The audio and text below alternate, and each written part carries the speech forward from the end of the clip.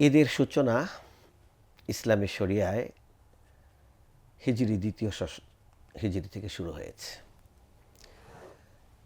বিশ্বনবী মোহাম্মদ রসুল্লাহ সাল্লাহ সাল্লাম হিজরত করে যখন মদিনায় আসেন, দ্বিতীয় হিজরিতেই সিয়াম ফরজ করা হয়েছে। আর ওই হিজরি সাল থেকেই ঈদ উদযাপন শুরু হয়েছে। আল্লাহ রসুল সাল্লাহ সাল্লাম প্রেক্ষাপট ছিল এমন যে আল্লাহ রসুল সাল্লাহ সাল্লাম দেখলেন মদিনাবাসী এক দুইটা দিনকে কেন্দ্র করে তারা কিছু আনুষ্ঠানিকতা এবং আনন্দ ফুর্তি করে থাকে। তখন প্রশ্ন করলেন, মা হাদানি আলিয়ামান, এই দুইটা দিনকে আমি দেখলাম যে তারা আনন্দ ফুর্তি করে, এই দুইটা দিন কিসের দিন? তখন সাহাবা উত্তর দিলেন, আনাস রাদিয়াল্লাহু তাআলা আনহু থেকে বর্ণিত হাদিস, কুন্না নালআবু ফিল জাহিলিয়া ইয়া রাসূলুল্লাহ, অজ্ঞতা এবং মূর্খতার যুগে, জাহিলি যুগে আমরা এই দিনগুলোতে খেলাধুলা তামাশা করতাম।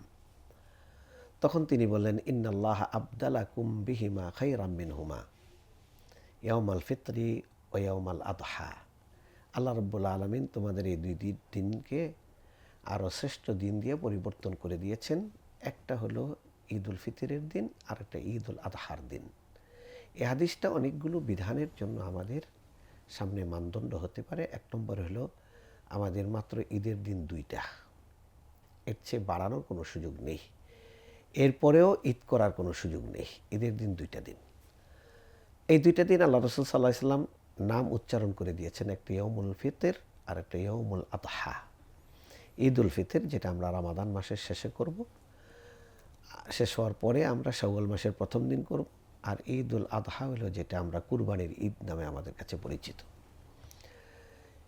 তো এই হাদিস থেকে ঈদের সূচনা মুসলিম জাহানে। আমরা প্রথমে বলি যে ঈদকে কেন্দ্র করে কিছু পরিকল্পনা থাকে, আল্লাহ রসুলেরও ছিল। এখন আল্লাহ রসুলের কী কী পরিকল্পনা ছিল আর আমাদের কী কী পরিকল্পনা আছে, দুইটার মধ্যে কোনো বৈপরীত্য থাকলে আমাদের সংশোধন জরুরি, আর বৈপরীত্য না থাকলে আমরা আমল করে যাব, এটি আমাদের স্বাভাবিক। ঈদকে ইবাদতে পরিণত করা, এটা হলো আল্লাহ রসুল সাল্লাহ সাল্লামের প্রথম কর্মসূচি, যার কারণে ঈদের দিনের আমল শুরু হয় সালাতুল ঈদ দ্বারা। ঈদের দিন সূর্য অস্তের পর থেকেই সালাতুল ঈদের সালাত আদায় করার সময় হয়ে যায়, আর সেই সময় চলমান থাকে সূর্য মাথার উপর থাকা অবস্থার আগ পর্যন্ত, অর্থাৎ দ্বিপ্রহরের আগেই ঈদের সালাত আদায় সম্পূর্ণ করতে হয়। এটা হলো এক নাম্বার। এই আনন্দের মধ্যে সামিল করার জন্য আল্লাহ রসুল সাল্লাহ সাল্লাম বলেছেন, মহিলাদেরকেও তোমরা ঈদগাহে নিয়ে যাও। ৫ ওয়াক্ত সালাতে মহিলাদেরকে যাওয়ার জন্য অনুমোদন দেওয়া হয়েছে, বাধ্য করা হয়নি, কিন্তু ঈদের সালাতে মহিলাদেরকে নিয়ে যাওয়ার জন্য নির্দেশনা দেওয়া হয়েছে। এই জন্য উম্মে আতিয়া রাদিয়াল্লাহু তাআলা আনহা থেকে বর্ণিত হাদিসে তিনি বলতেছেন, আমারানা রাসূলুল্লাহ সাল্লাল্লাহু আলাইহি ওয়াসাল্লাম, অন্য বর্ণনায় উমের না, এটা আবু দাউদের হাদিস 1134 নম্বর হাদিস, আন নুখরিজা আল আওয়াতিকা ওয়া জাওয়াত আল খিদিরি ওয়াল হুইয়িস ইয়াউম ফিল ফিতরি ওয়াল আদহা। ঈদ উল ফিতরের দিন এবং ঈদ উল আদহার দিন আমাদের নারীদের তিনি 3 শ্রেণীতে ভাগ করেছেন। একটা হলো আল আওয়াতিক। আওয়াতিক হলো যারা কুমারী, তাদেরকে বলা হয়। আল হুইয়িস, যাদের পিরিয়ড চলমান, মানে সেই পিরিয়ডরত অবস্থায় আছে তারপর ঈদগাহেতে যাবে। 3 নম্বর হলো আদাওয়াতুল খুদুর, যারা প্রাপ্তবয়স্ক পরিপূর্ণভাবে গৃহিণী হয়ে গেছে, তারা পর্দা টর্দা ইত্যাদিতে অনেক যত্নবান।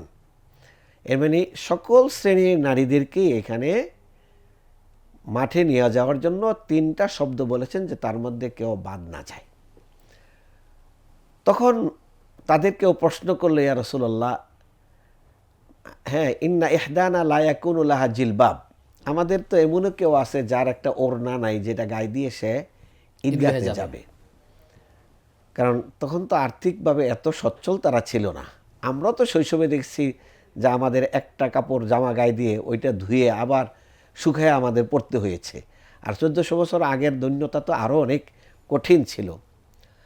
তখন আল্লাহ রসুল সাল্লাল্লাহু আলাইহি সাল্লাম বলেন, লিতুল বিসাহা উখতুহা জিলবাবাহা, মানে তার আরেকজন মুসলিম বোন তার বোনকে তার অতিরিক্ত জিলবাব দিয়ে অর্থাৎ ওড়না দিয়ে তাকে ঈদগাহে যাওয়ার জন্য সহযোগিতা করবে।